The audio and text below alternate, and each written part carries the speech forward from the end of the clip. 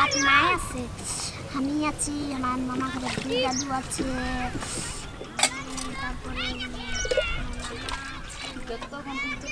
तो माइग्रेशन और ट्रैफिकिंग दोनों ही जुड़ा हुआ चीज़ है। तो ट्रैफिकिंग पर अगर आप देखें तो तकरीबन हर साल 30,000 लड़कियां झारखंड से ट्रैफिक हो जाती हैं। जहाँ हम लोग काम शुरू किए तो पता चला कि ये लड़की इतने दिनों से गायब है, गांव में है नहीं, कहाँ चली गई कुछ पता नहीं।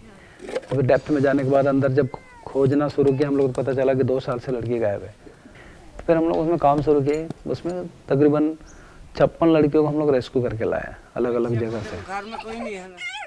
फिर हम लोग हुगली नदी के किनारे कलकत्ता में जब वहाँ गए तो वहाँ देखे कि झारखंड के बहुत सारे लेबर हैं जो ब्रिकलिन में काम करते हैं, ईंट के भट्टे में काम करते हैं, उनके साथ उनके बच्चे भी रहते हैं। तो उनको बच्चों को फिर हम लोग करीब 2 साल ईंट के भट्टे में पढ़ाना शुरू किया।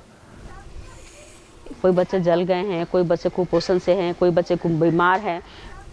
छोटा सा घर है उसमें वो लोग रहते हैं जिससे प्लास्टिक लगा हुआ है, तो काफ़ी विकट परिस्थिति था, उनका कोई भी राइट नहीं था, बच्चे पढ़ाई नहीं कर रहे थे, बच्चों का पोषण की कोई स्थिति बहुत ख़राब स्थिति थी, बच्चे को मेडिकल की कहीं सुविधा नहीं थी। तो इसी चीज़ को लेकर के हम लोगों ने वहाँ पर जा कर के पढ़ाना शुरू किया।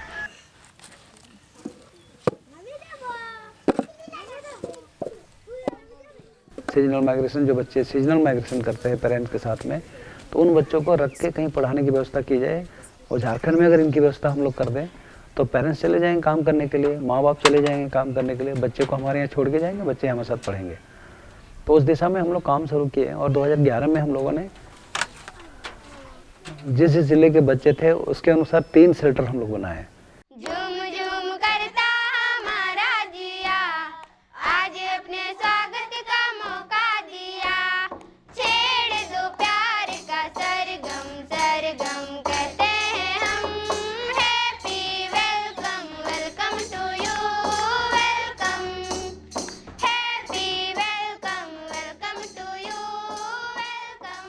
और तब से लेकर के आज तक लगातार हम लोग काम कर रहे हैं। इसमें खास करके आशा महिलाओं और बच्चों के मुद्दों को लेकर के काम कर रही है। सूरज अभी तक शुरू नहीं किए हैं। रांची जो हमारा एक सेंटर है इसमें अलग अलग ज़िले से बच्चे आने लगे। यहाँ पर लोहरदगा के बच्चे भी हैं, गुमला के भी बच्चे हैं, रांची के भी बच्चे हैं, कोटी के भी बच्चे हैं, सरायकेला के भी बच्चे हैं।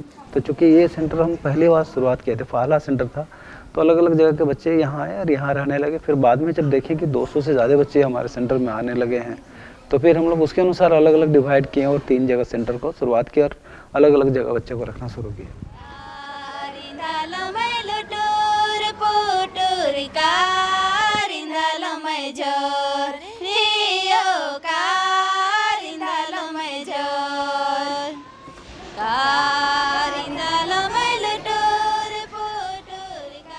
तो कुल मिलाकर देखें तो पिछले 13 सालों में 600 से ज़्यादा बच्चे हमारे सेंटर में आए गए और हम सरकारी स्कूलों में बच्चों का एडमिशन कराएं।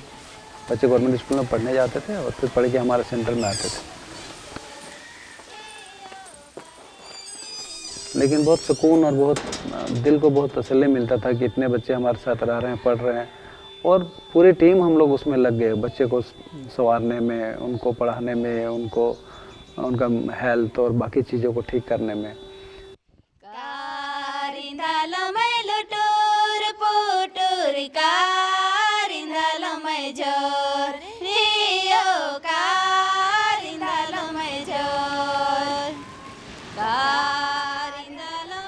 आशा संस्था के जो बच्चे हैं उपस्थिति होती है हमेशा 100% होता है। तो पिछले 2 वर्षों में आशा संस्था के बच्चे ही इस क्लास के टॉपर बने हैं और एक बच्चा का मैं नाम भी लेना चाहती हूँ जो सुभाष उरांव था, वो कॉमर्स का स्टूडेंट था और पूरा स्कूल का टॉपर भी वही बना था। तो अच्छा लगता है कि वहाँ के बच्चे इतना अच्छा रिजल्ट कर रहे हैं और भी ऐसे बहुत सारे बच्चे हैं जो बहुत अच्छा रिजल्ट करेंगे अभी आने वाले कुछ समय में। पिछले दिनों जो खेलो इंडिया, खेलो झारखंड जो प्रोग्राम चला तो उसमें भी हॉस्टल के बच्चे ज़्यादा एक्टिव है और वही बच्चे हमें ज़िला लेवल तक भी लेके चले गए थे। हम लोग घर में रहते तो अभी उतना भी नहीं सोच पाते कि हम लोग को क्या बनना है, लाइफ में क्या करना है। यहाँ आए तो हम लोग सपना देखना शुरू किए और हम सोच भी नहीं सकते हैं कि आशा संस्था हमें इतना सहायता करेगी। यहाँ अच्छा मतलब सब चीज़ का सुविधा है और अच्छे, हम सोचे नहीं थे कि इतना अच्छा अच्छा कपड़े भी पहनेंगे और आगे बढ़ेंगे। ईट भट्ठा में थे तो 2 साल हुए sir ma'am, Poonam ma'am, Ajay sir और भोली मैम जाके पढ़ा रहे थे।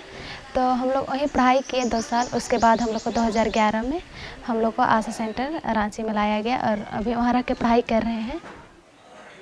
अगर यहाँ नहीं आते तो अभी हम लोग घर में ही रहते, पढ़ाई वढ़ाई नहीं करते, बस खेलना कूदना बस यही रहता और भाई बहन के साथ में खेलना।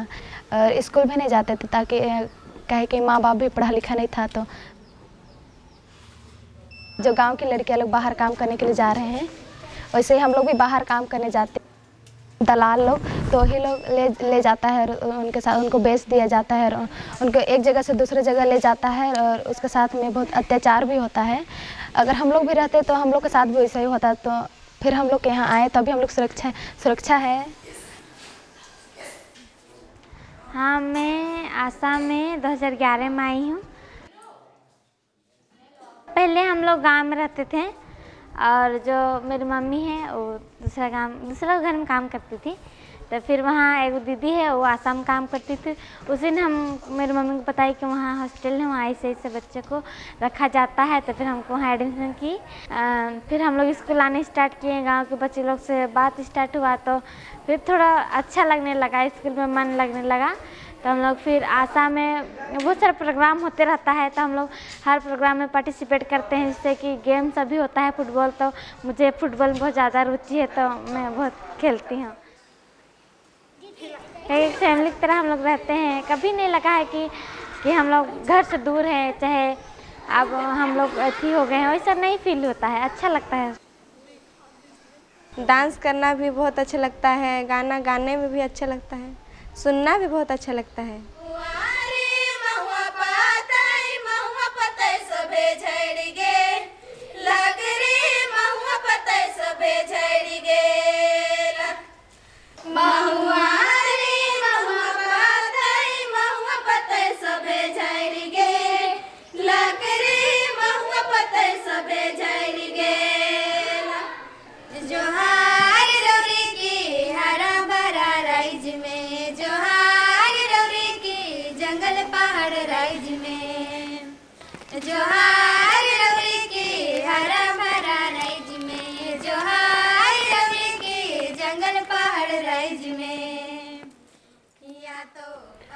आशा के बच्चों से हमारा कांटेक्ट ऐसे हुआ कि हम जब यहाँ पर ही बच्चे लोग को जब वर्दी में राजून का ट्रेनिंग देने के लिए आते थे तो कुछ बच्चे सुबह सुबह आते थे यहाँ फुटबॉल खेलने के लिए। बनवा बॉडी वार्म फुटबॉल से ही करते थे। तो हम उन लोग को बोले कि नहीं, पहले बॉडी वार्म अप करो, दौड़ो धूपो थोड़ा, उसके बाद गेम खेलोगे तो उससे क्या होगा, बॉडी का हरास कम होगा। तो बच्चे लोग बोला ठीक है सर। तो बोला कौन ट्रेनिंग देगा? हम बोला हम ही देंगे। तो इससे हमको बच्चे लोग के प्रति रुझान ज़्यादा नज़र आया। तो हमको भी लगा कि ये बच्चे लोग आगे कुछ भविष्य में कर सकते हैं, इसीलिए हमको उनके साथ जुड़ना पड़ा।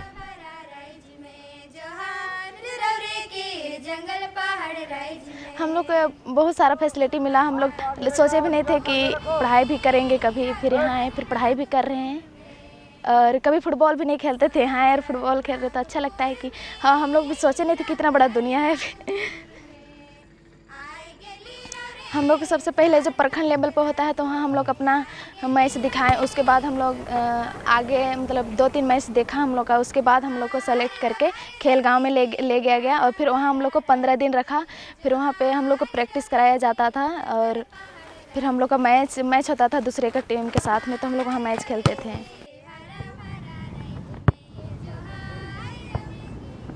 मेरा नाम बिरसमनी धनवर है और मैं फुटबॉल नेशनल प्लेयर हूँ। हम खेलना 2014 से ही शुरू किए थे। जो कोच है, जो अजय सर हैं, उन्होंने बताया कि आगे खेलने से क्या होता है, तो वही हम खेलने लगे। डिस्ट्रिक्ट लेवल पे खेले, ब्लॉक स्तर पर खेले और अभी हम लोग स्कूल में जो सुब्रतो कप होता है वो भी खेल लें। जो कोविड का जो सेफ्टी है, जो नियम है, मास्क लगाना, सैनिटाइजर और सब कुछ इस्तेमाल करते हुए, दूरी बनाते हुए हम लोग 2 सालों से 40 जगह पाठशाला शुरू किए, जहां 4000 से ज़्यादा बच्चे पाठशाला में आने लगे। ऐसा सिचुएशन था कि सब भूल जाएंगे, और स्थिति ऐसे ही बनी हुई थी, बच्चे स्कूल जाना ही भूल गए थे। तो हम लोग फिर उसको कंटिन्यू किया और अभी बच्चे स्कूल जा रहे हैं। तो अच्छा लगता है कि एक बार शुरू होने के बाद में गांव के लोग भी सपोर्ट करने लगे हैं और बच्चे आने लगे हैं, पढ़ने लगे हैं। तो एक अच्छा है, तो एक माहौल बना है गांव में। एक अच्छा माहौल ये बना है कि वायलेंस ख़त्म हुआ है, लोग गांव घरों में भी रोज़गार ढूंढने लगे हैं। घर छोड़ के जाने के लिए लोग अब सोचते हैं कि बाहर काम करने जाएंगे तो बच्चों को क्या होगा। पूरे झारखंड में आप देखिए तो खूंटी में सबसे ज़्यादा ट्रैफिकिंग का केसेस है, मानव व्यापार का केसेस है। तो इन मुद्दों को लेकर हम लोग यहाँ काम करते हैं और पूरे खूंटी ज़िले में कर्रा तोड़पा पंचायत के आसपास के जितने भी गांव हैं, उस गांव में हम लोग सखी सहेली का निर्माण करके, सखी सहेली का ग्रुप बना के यहाँ पर लड़कियों जो माइग्रेट कर जा रही हैं, जो ट्रैफिक हो जा रही हैं, उनके फैमिली, उनके परिवार के साथ में हम लोग काम करते हैं। जब भी मीटिंग होता था उतना दूर से स्कूटी में किसी को लेके आती थी, और महिला मंडल को भी यहाँ बहुत कोऑपरेट की है दीदी, इसलिए हम लोग को बहुत अच्छा लगता है। और हम लोग यहाँ महिला दिवस भी मनाए, सरहुल भी मनाए, इसलिए बहुत अच्छा लगता है। और हमको भी घर चलाने के लिए बहुत मुश्किल होता था, इसलिए सर और पूनम हमको कर्रा प्रखंड और तोरपा ब्लॉक मिला के वो 10 गांव देखने के लिए दिए, जिसमें हम लोग 10 गांव में वहाँ हम लोग सखी सहेली का ग्रुप बनाए लड़की लोग के बीच में।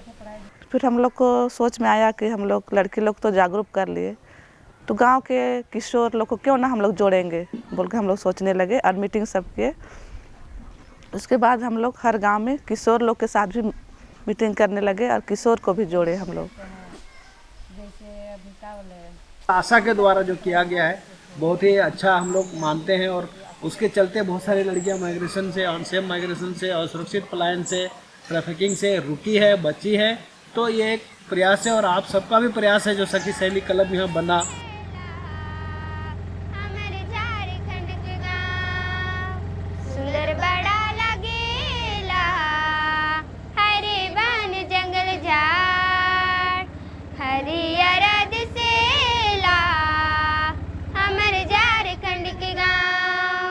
सुंदर बड़ा लगेला, हरे बन जंगल झाड़, दिला लगी गेल हरे मना लगी गेल, झारखंड के गाँव में दिला लगी गेल हरे मना लगी गेल, झारखंड के गाँव में हरियर दिसेला हमर झारखंड के गाँव, सुंदर बड़ा लगेला हरे बन जंगल झाड़, दूरे दूर रे हरा भरा हरियर दिसेला, सारे फूला रे झुपे झोपा जब राल फूलेला, दूरे दूर रे हरा भरा हरियर दिसेला, सारे फूला रे झुपे झोपा जब राल फूलेला। हाँ खिलाना अच्छा लगेला, एखन पढ़ात हैं लिखात हैं, फुटबॉल भी खिलात हैं, से ठीक लगेला, अच्छा लगेला। सर्टिफिकेट है जो जिला स्तर पे हुआ था, तो उसमें ये वाला सर्टिफिकेट हमको मिला है। और सेकंड में है कि भारत रत्न स्वास्थ्य राजीव गांधी मेधा विद्यार्थी सम्मान 2022, मतलब इसमें था कि लिखा हुआ है बिरसमुनि धनवार, पिता लोहारा धनवार, स्कूल का नाम है कस्तूरबा प्लस 2 हाई स्कूल खरसीदा, और छात्रा ने मतलब नेशनल फुटबॉल प्लेयर अंडर 17 वाला ये हमको मिला है। एक है शुरू में प्रथम में तो तबे इसे न बरखा दिन में छुट्टी देते रहे, खाली रौदरी भर पढ़ात रहे, आगे तो का करता ये खेल खात रहे, भूलत रहे गाँव में। पूछली कि कहा था कि अच्छा से पढ़ावे जा, इसने घोर फुलाना हियाँ रहवाएँ, बढ़िया से पढ़ावाएँ लिखावाएँ, कई के कहा था खान दिल्ली। हम लोग बेटी अच्छा संस्था में रहते हैं, फुटबॉल खेलते हैं, पढ़ने लिखने सीखते हैं, गांव में रहते हैं तो बुद्धि नहीं सीखेगा, बुद्धि नहीं सीखेगा उसन में, इसलिए फरके रहेगा तो बुद्धि सीखेगा, खेल भी सीखेगा, हिसाब सीखेगा। इसलिए हम वहाँ दे दिए हैं, पढ़ने लिख लेगा, अच्छा से पढ़ो लिखो, बुद्धि सीखो। गांव में रहता खल तो उतना नहीं पढ़ाई सकती और उतना होशियार भी नहीं होता। एखन बाहर है, हॉस्टल में है, से एखन होशियार भी होला, से हमरो के देख के खुश लगेला। सुताल जाग दादा दीदी मन गाँव घर डूबी जाते, कहते दिन सुताल जाग दादा दीदी मन गाँव घर डूबी जाते, एके बेला खाए के लगिन रे, दुए बेला खाए के लगिन रे, चौआ पुता भंडारा खाए बड़ा अफसोस, एके बेला खाए के लगिन रे, दुए बेला खाए के लगिन रे, चौआ पुता भंडारा खाए बड़ा अफसोस, कते दिन सुताल जाग दादा दीदी मन गाँव घर डूबी जाते, कते दिन सुताल जाग दादा दीदी मन गाँव घर डूबी जाते, एके बोला कचिया लगिन रे, दुए अना कचिया लगिन रे, छुआ पुता अनपढ़ रहा था बड़ा अफसोस, एके अना कचिया लगिन रे, दुए अना कचिया लगिन रे, छुआ